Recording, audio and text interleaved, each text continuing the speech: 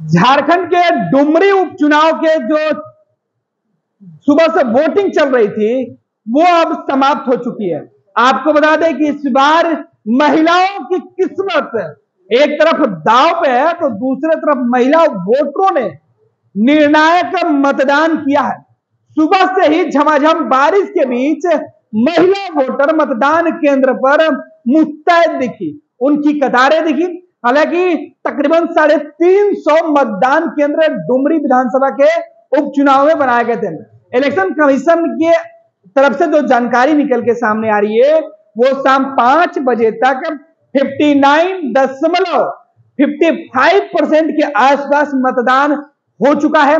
आपको बता दें कि जो महिला वोटर है वो जिस रुझान के साथ मतदान केंद्र पर पहुंच रही थी उसे देखकर ये अंदाजा लगाया जा रहा है कि झारखंड में इस बार जो चुनाव के परिणाम निकल के सामने आएंगे वो काफी कांटे की टक्कर होगी। आपको बता दें कि दो मजबूत गठबंधन से 2 महिला उम्मीदवार हैं और इनके साथ कुल 6 जो उम्मीदवार हैं उनकी किस्मत आज ईवीएम में कैद हुई है।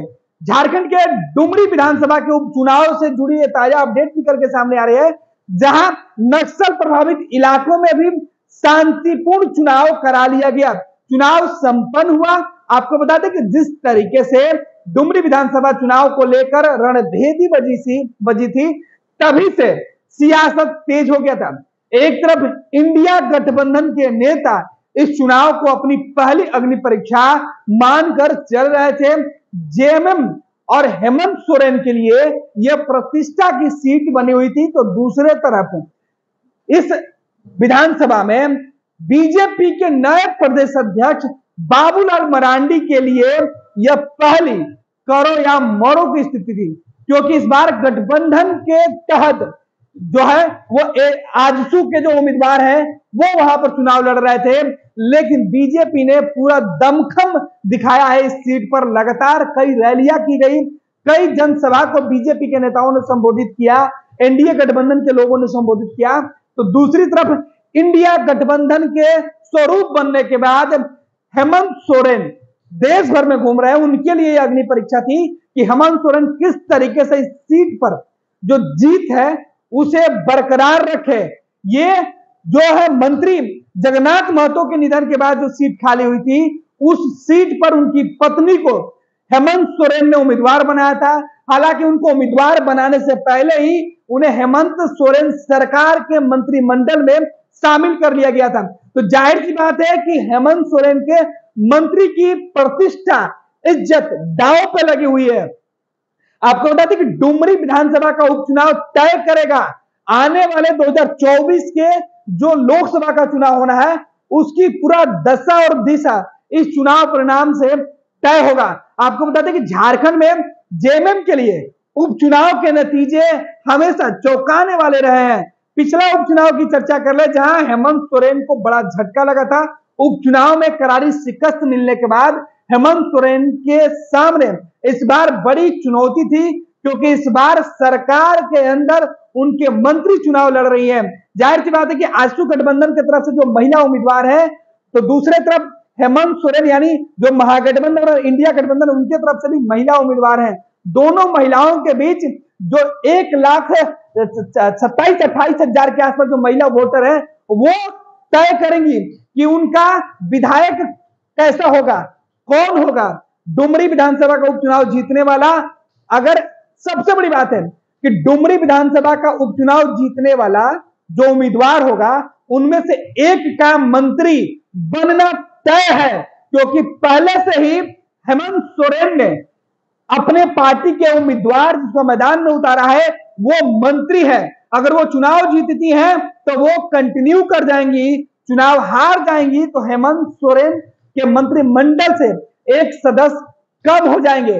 तो वहीं अगर इस विधानसभा के उपचुनाव में अगर जीत जेएमएम के खिलाफ होती है तो आजसू और बीजेपी से बड़ी जीत मानकर 2024 में यह मैसेज देने में कामयाब होगी कि झारखंड के अंदर इंडिया गठबंधन, जेएमएम, महागठबंधन, कांग्रेस की जो साझेदारी है, जो गठबंधन है, उससे लोगों का मन भर गया है हेमंत सरकार पर लोगों का भरोसा नहीं है। यही वजह है कि नतीजे उनके मन मुताबिक नहीं हुए। तो डुमरी पर प्रतिष्ठा दांव पर लगी हुई है।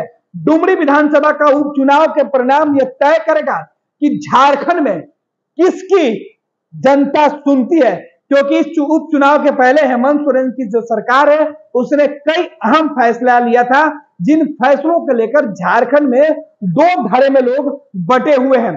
60-40 का मामला हो, शिक्षकों से जुड़े मामले हो, स्वास्थ्य से जुड़े मामले हो, इन तमाम मामलों पर हेमंत सरकार कटघरे में खड़ा होती रही है। दूसरी तरफ बीजेपी और उनके सहयोगी लगातार हेमंत सोरेन सरकार पर सवाल उठाते रहे और ऐसे में इलेक्शन कमीशन ने जब डुमरी विधानसभा के उपचुनाव की घोषणा की, उस वक्त से ही झारखंड की सियासत गरमाई हुई थी। आपको बता दें कि अब जब ईवीएम में सभी उम्मीदवारों की किस्मत तय हो गई, तब गिनती के दिन यह सीधे तौर पर निकलकर सामने आएगा कि डुमरी की जो जनता है उन्होंने किसे अपना सिरमौर बनाया है। फिलहाल जो ताजा अपडेट निकलकर सामने आ रहा है वो यह है कि झारखंड डुमरी विधानसभा का उपचुनाव शांतिपूर्ण संपन्न हो गया है।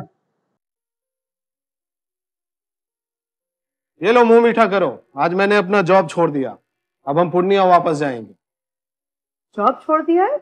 मतलब ये घर कैसे चलेगा? हम करेंगे क्या? और माँ बाबूजी क्या बोलेंगे? इसलिए मैं एक और मिठाई का डब्बा लाया। अपने बिजनेस के लिए लोन अप्रूव हो गया। अरे लोन अप्रूव हो गया वो तो ठीक है, लेकिन पूर्णिया में हम रहेंगे कहाँ? अपना घर भी तो नहीं है वहां। इसलिए तो एक और मिठाई का डब्बा अलग से लाया हूं। हमने पूर्णिया में घर ले लिया है, पूर्णिया के ई होम्स पैनोरमा में। पूर्णिया में पैनोरमा ग्रुप लेकर आए हैं ई होम्स पैनोरमा। बड़ा घर, आलीशान जिंदगी और अत्याधुनिक सुविधाओं के संग। अरे अरे, अब क्यों मुंह मीठा करवा रही हो? क्योंकि हम घर वापसी जो कर रहे हैं। घर वापसी की खुशी पूर्णिया में ई होम्स पैनोरमा के संग। ई Homes Panorama, luxurious lifestyle redefined.